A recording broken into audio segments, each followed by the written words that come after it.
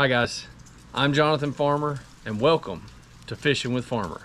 We're in the garage today and I'm going to go over 5 baits that you need to be throwing right now with these flooding conditions.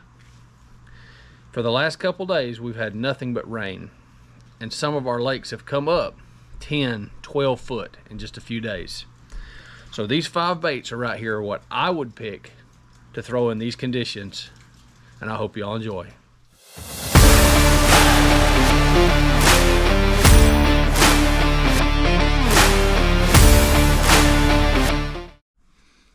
First off, most of the baits that I'm going to throw in these conditions are moving water. They're causing a lot of vibration.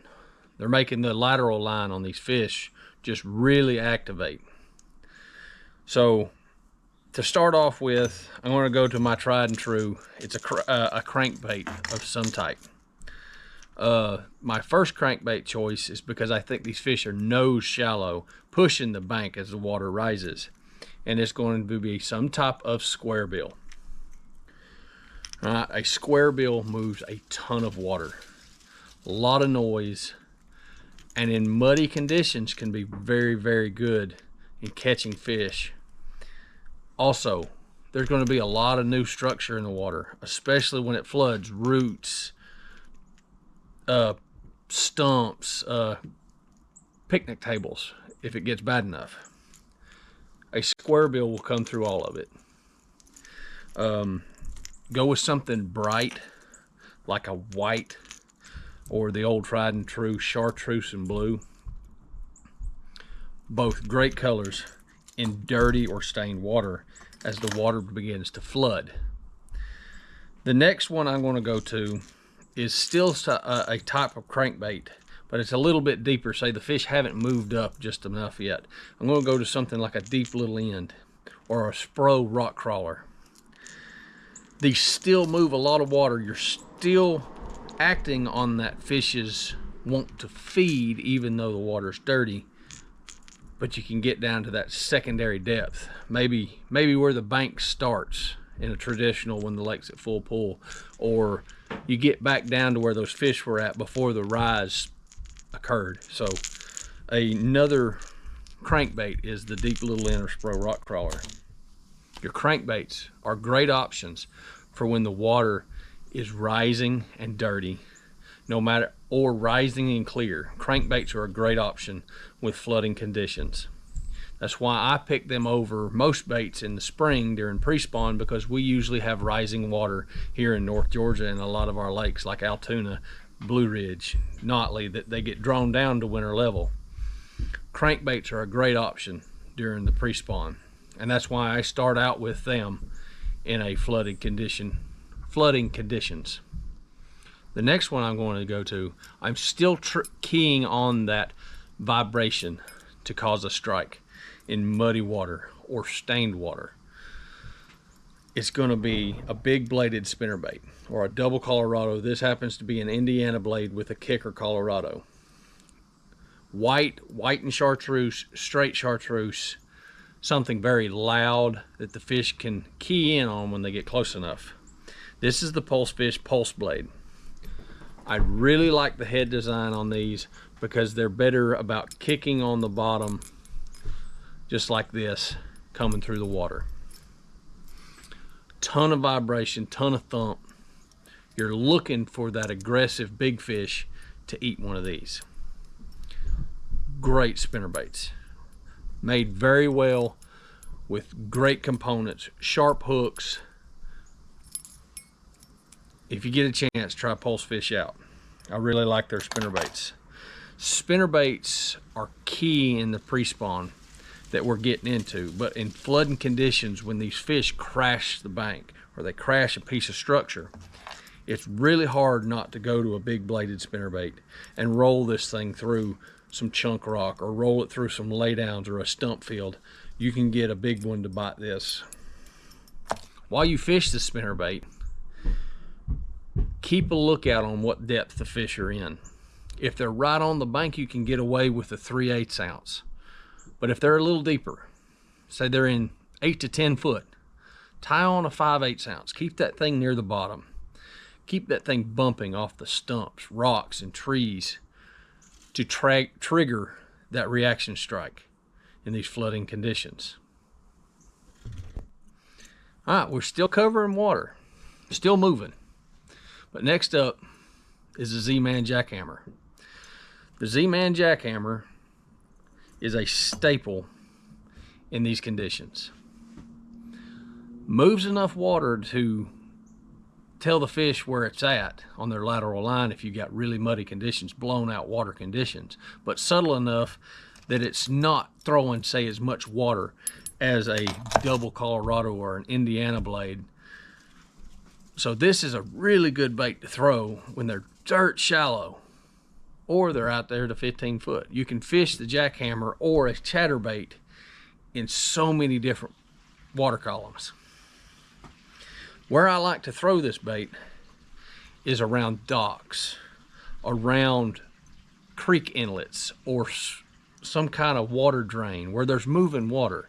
Especially we've had so much water dumped in just the last few days due to rain. A jackhammer excels in these areas. Another, this is golden shiner. I like golden shiner in the muddy water because that gold blade seems to stand out. Another, just white and chartreuse, something loud in these really, really muddy conditions. But that is another bait that I will go to when the water floods. My fourth bait, this is the only one where I slow down because I'm covering water when when we have flooding conditions. It's going to be a jig. If I've got stained water, 1.5 to 8 inches of visibility, I'm going to stay with a green pumpkin base, but with like a darker color tied into it. So like this is the True Grit Jig Chef Special. It has purple in the front, something a little darker to make this jig stand out. What I'm going to throw on the back of it is something that moves a lot of water, or I'm going to bulk the profile up a lot. So like right here, I've got a Z-Crawl Junior tied on here, or on the jig. Moves a ton of water, flaps, does all that. So I'm moving the water, I'm still getting that fish's lateral line to play with me there. Or I'm going to bulk up the jig with, say, a beaver style bait or a super chunk. Make that jig profile a lot bigger. And the places that you're going to fish this are around some type of structure, some type of flooded structure. Some of my favorite times on the lake when they flood is pitching this around pine tree stumps that these fish never get to see. They're up there nosing against these trees looking for new food. Picnic tables, if you've got picnic tables in the water, they're going to hold heat. So flipping it around there. The concrete curbs on boat ramps, because a lot of times they're never in the water, and you can go around flipping these. And this is a great way to catch some really big fish in flooding conditions. It's just flipping a jig around every piece of structure you come to. But like I said, if you have dirty conditions, like blown out muddy water or just low visibility, then I'll go to a black and blue. Black and blue, if I've got 8 inches to 1.5 feet is my green pumpkin with a darker color tied in, just like this. All right, my last bait is a bait that you're going to look at it and go, why is he throwing this bait in flooding conditions in February? Because my thought process is, when the water floods, the fish, rising water, the fish nose to the bank. They're eating everything they can possibly eat as the water rises, what gets caught by rising water. So I'm going to go with a buzzbait. A buzzbait in rising water has been really good to me throughout the years. And these fish can nose up in inches of water, and there ain't nothing better that I think in my mind that can target these fish than a buzzbait. Trailers, I keep it really simple. I'm either throwing a black one or a white one.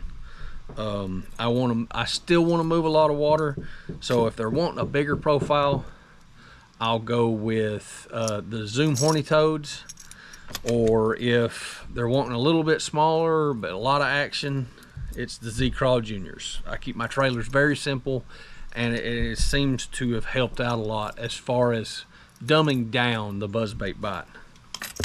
But you're not really burning this bait across the top of the water. You're just barely reeling it, keeping it just enough where it's just gurgling just a little bit, and these fish inhale it. You're not going to catch a lot of fish, but the ones you catch are going to be the right ones. So I hope this helps y'all out in these conditions. This is what I would be doing if I was out there in the flooded conditions right now. Y'all take what y'all can from this. Maybe put it into your own style of fishing, because everyone's style of fishing is different. I am a power guy, love to power fish. You may be a finesse guy. Take the chatterbait.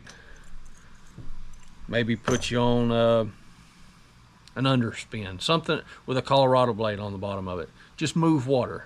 So I hope y'all enjoyed. Y'all have a nice day.